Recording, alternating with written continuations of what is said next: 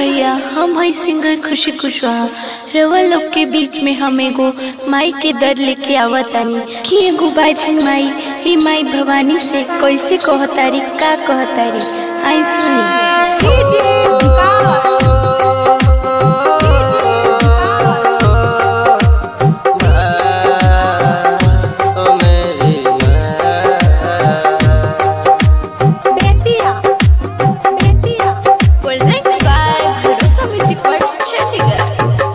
रोवेले बछनी आई माई पूछे कहवा जाई हो, रोवेले बछनी आई माई पूछे कहवा जाई हो।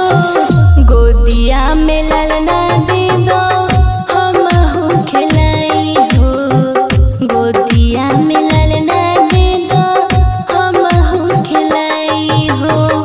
सासू हमर बाछिन को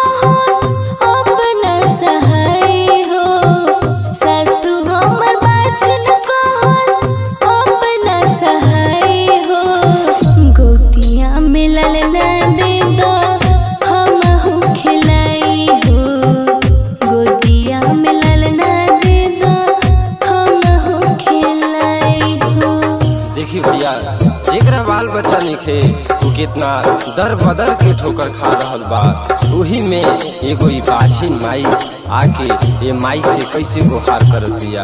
ये भैया जरा गौर फरमाई।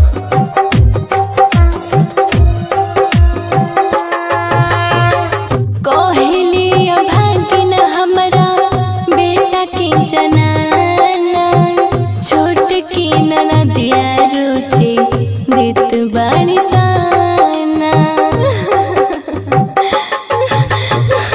कोहलिया भागिन हमरा बेटा की जनाना। छोट की ननदिया रुचि देत बाड़ी ताना। घर से न बाहर निकली सभी गोरियाई हो, तू ही लगा दो माई कवनो पाई हो। गोदिया में ललना दे दो हमहू खिलाई हो, गोदिया में ललना दे दो हमहू खिलाई हो।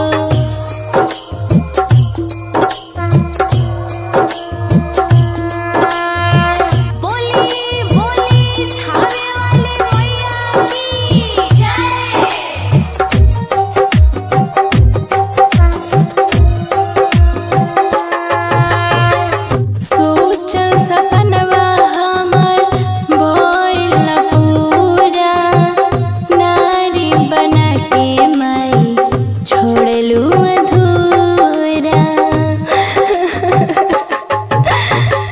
सोचल